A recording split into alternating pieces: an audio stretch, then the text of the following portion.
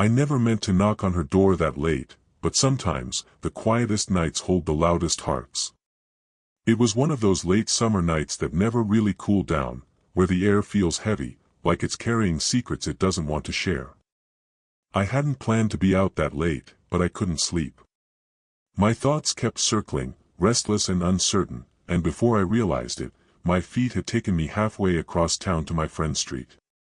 The houses were dark and quiet, except for one, his place, sitting at the corner with its porch light still glowing, a single warm beacon in the stillness. I told myself I'd just drop off the book I'd borrowed, slip it through the mail slot, and go home. Nothing strange about that, except it was already close to midnight. When I stepped onto the porch, the old boards creaked under my sneakers. I hesitated. My hand hovered above the door, fingers brushing against the wood. I didn't know why I felt nervous. Maybe it was the hour, maybe it was the silence pressing in. Still, I knocked. Once. Softly. Then again. The sound barely echoed before I heard footsteps inside. I straightened instinctively, heart knocking harder than my hand had. The door opened. And there she was, my friend's mother. Her hair was loose, falling softly over her shoulders, and she wore a robe the color of warm sand. The faint glow from the porch light touched her skin, making her look almost unreal against the dark hall behind her. For a second, neither of us spoke. Her expression shifted from surprise to curiosity. "You always knock like you're afraid someone might answer," she said, her voice calm, just above a whisper. There was no edge to it, only quiet amusement, maybe even kindness. I stammered something about the book, holding it up awkwardly. She looked at it, then at me, her eyes tired but gentle. "It's late," she said, glancing toward the night sky. "You could have waited until morning." "I couldn't sleep," I admitted. That earned a small smile, one that softened her whole face. "Neither could I." The air between us shifted then, subtle but real. I could feel the hum of the crickets, the faint scent of jasmine from the porch garden, the cool breeze that carried the edge of her perfume. She stepped back slightly, hand resting on the doorframe. "Since you're awake," she murmured, "you might as well come in. I was just making tea." And somehow, that simple invitation, warm, unhurried, almost careless, felt like the beginning of something neither of us meant to start. I followed her inside, careful not to make noise on the old wooden floor. The house was quiet in the kind of way that makes every sound matter, the soft click of the door closing, the whisper of fabric as she walked ahead of me, the faint hum of an appliance somewhere in the dark.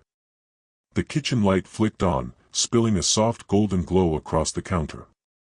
It wasn't harsh, it felt lived in, a light that had seen late conversations and small hours before dawn. She moved easily, like someone used to the stillness of night. Her robe brushed lightly against her legs as she filled the kettle, and I could hear the faint rush of water as she turned on the tap.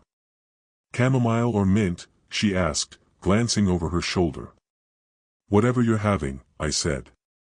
Her lips curved into a faint smile. "Chamomile, then. It suits quiet people." I almost laughed, but there was something in the way she said it, not teasing, just observant. Like she was noticing things about me that most people missed. As the water heated, she leaned against the counter, crossing her arms loosely. "You're up late," she said. "Couldn't sleep. Restless mind?" I nodded. "Something like that." She tilted her head, studying me for a moment before turning back to the kettle. The silence stretched comfortably. When the water began to hiss and steam, she reached for 2 mugs, mismatched, one with faded blue flowers, the other plain white. I watched her hands as she poured. The steam rose between us, curling like slow breath.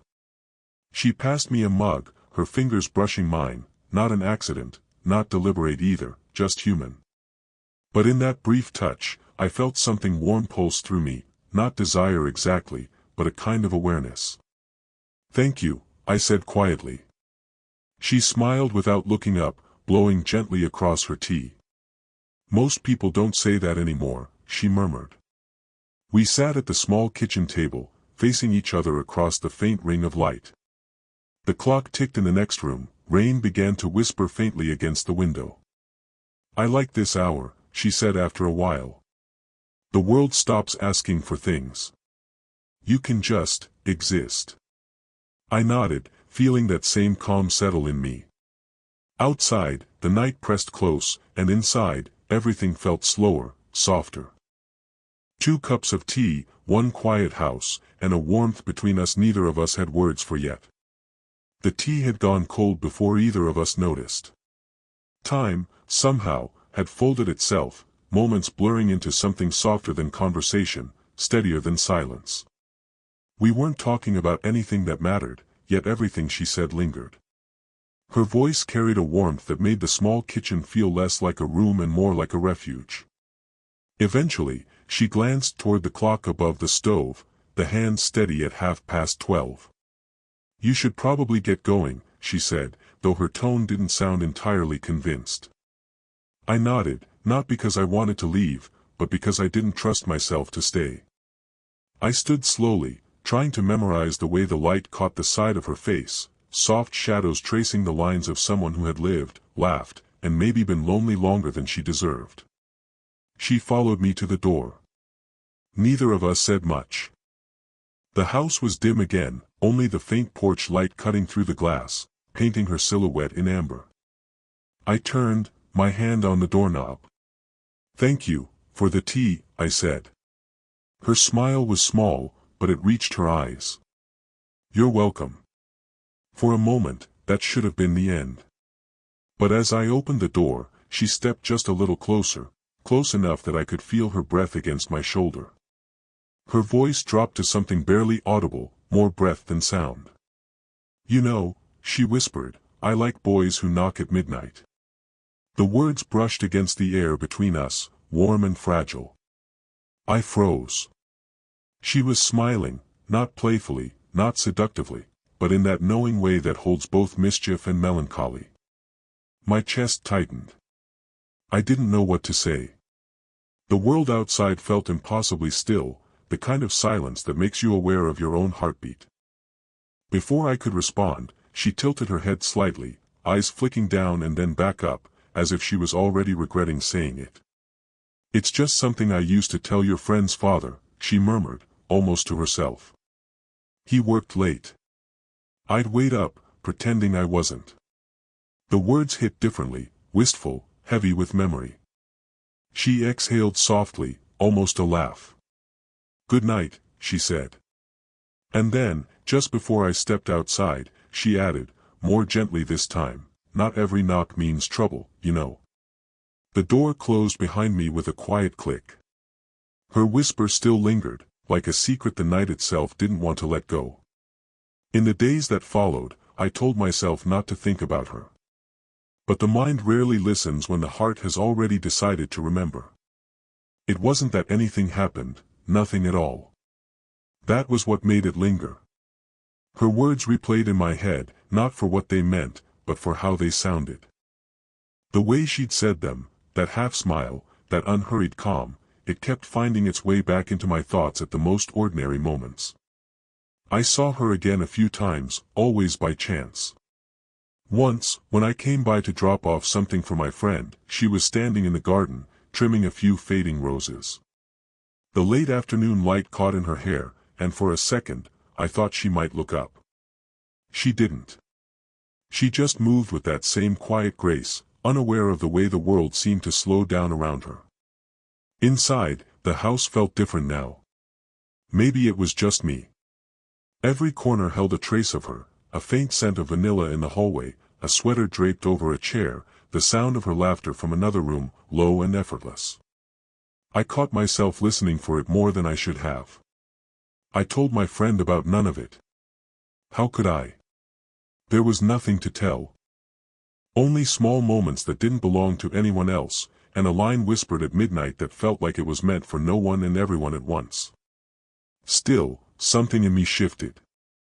I began to notice things I hadn't before, the way people hide their loneliness behind routines, how the simplest gestures can carry entire conversations we never say aloud. Maybe she'd always known that. Maybe that's why her presence felt both comforting and unsettling at once. Some evenings, when the air turned cool, I'd pass by their house again, not close enough to be seen, just far enough to feel the echo of that night. The same porch light glowed faintly, a single warm circle against the dark. I'd wonder if she was awake, if she remembered what she'd said, or if it had been nothing more than a passing thought, one of those things people say to fill the quiet.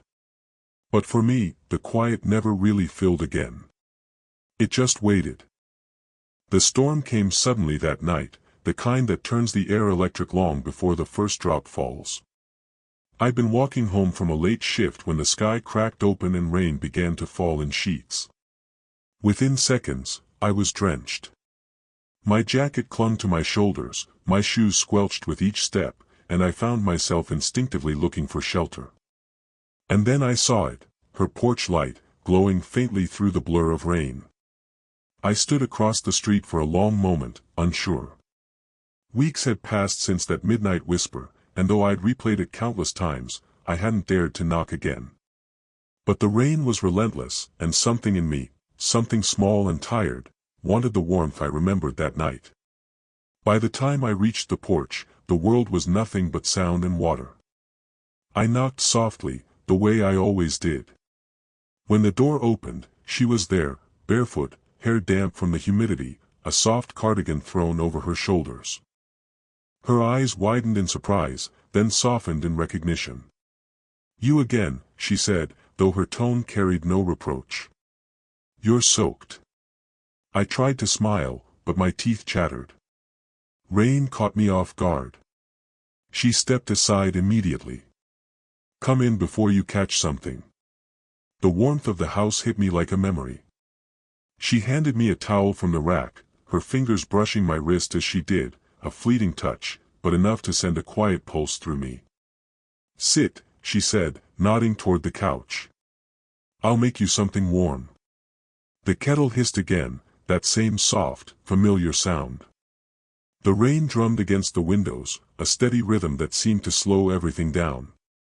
When she returned, she handed me a mug, then sat beside me, tucking one leg under herself. For a while, neither of us spoke. The silence wasn't uncomfortable, it was full. Finally, she sighed. "You ever feel like the world just forgets you're still here?" I looked at her, the faint sadness behind her calm. "Sometimes," I said. "But I don't think anyone could ever forget you." Her eyes flicked toward me, searching. Then she smiled, small, genuine, almost shy. "That's kind," she murmured. "Kindness is rare." The rain softened outside, but inside, something else began to hum, quiet, steady, and entirely alive. The rain had eased to a whisper against the windows, a soft percussion that made the whole house feel wrapped in its own heartbeat. The clock on the mantel clicked past midnight again, slow and steady, the same hour we'd first met in that fragile stillness weeks ago. She was sitting beside me on the couch now, not quite close enough to touch, but close enough that I could feel the warmth radiating from her, a quiet, living nearness that made the rest of the world seem far away. Her cardigan had slipped off one shoulder, revealing a trace of bare skin in the soft lamplight. I looked away quickly, ashamed of how easily beauty could undo me. She noticed, of course. She always noticed. "You get quiet when you think too much," she said, her voice gentle, almost teasing. "Maybe I'm just afraid to say the wrong thing," I admitted.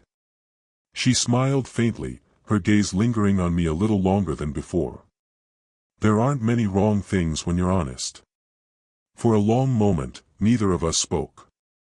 The air felt heavy with everything unspoken, not desire exactly, but recognition. That strange pull between two people who understand each other but know the world would never approve. Then she whispered, "You shouldn't be here this late." Her words were soft, but her eyes betrayed her, they didn't want me to leave. "You told me," I said quietly, "that you like boys who knock at midnight." She exhaled, almost a laugh, but there was something trembling underneath it. "Careful," she said. "You remember too much." I turned toward her, searching her face. Maybe I just listen. Her expression shifted, something unguarded breaking through. She reached out before she could stop herself, her hand finding my cheek. Her thumb traced the line of my jaw, slow, uncertain, achingly gentle. I leaned into her touch without meaning to, the world narrowing to the warmth of her palm, the scent of rain in her hair, the small, uneven rhythm of her breathing. For a heartbeat, I thought she might close the space between us. Instead, she drew her hand back and looked away. "You're kind," she whispered. "That's why this moment has to stay beautiful, not broken." And somehow, that hurt more than goodbye. The clock ticked once, then again, each second a quiet reminder that sometimes love isn't about crossing lines, but knowing where to stop. The rain had stopped by the time I finally stood to leave. The world outside was washed clean, streets glistening under the faint silver of dawn, the air carrying that soft, almost sacred calm that only comes after a storm. She walked me to the door, barefoot again, a loose strand of hair falling against her cheek. The house was still, holding on to the echo of what hadn't been said. For a moment, I wondered if she felt the same ache in her chest that I did, that strange mix of peace and sorrow that comes when something beautiful has to stay unfinished. "Will you be all right getting home?" she asked quietly. I nodded. "Yeah. It's not far." Her eyes searched mine for a moment, not out of worry, but in that way people do when they want to memorize a face they might not see again soon. She smiled, faint and real. "Good," she said. "And thank you, for the company." I tried to find words, any words, that could match what the night had been, but nothing came close. "Thank you, for letting me in," was all I managed. She reached out, resting her hand lightly on my arm, the briefest touch, but it steadied something inside me. "You have a kind heart," she murmured. "Don't let the world take that from you." Her fingers slipped away, and for a heartbeat, it felt like the air itself held its breath. I stepped out onto the porch. The boards creaked softly beneath me, just as they had that first night. The same porch light still glowed above, though its color was weaker now in the morning light. When I turned back, she was still standing in the doorway, a mug of coffee cradled between her hands. The faint steam curled up toward her face. She didn't say anything, and she didn't need to. Her eyes said enough: gratitude, affection, and that quiet kind of love that never asks for more than what it's given. As I walked down the street, the rising sun painted the sky in muted golds and pinks. I thought about her, about how two people could meet in the most ordinary way and somehow change each other without ever really meaning to. In my mind, I could still hear her whisper, "Midnight is for the ones who still believe in something tender." And I realized, maybe I still did. If this story found its way to your heart, don't let it stop here. Leave a comment, share your favorite moment, and subscribe, so we can keep meeting in these quiet stories where love doesn't always need to be spoken to be real.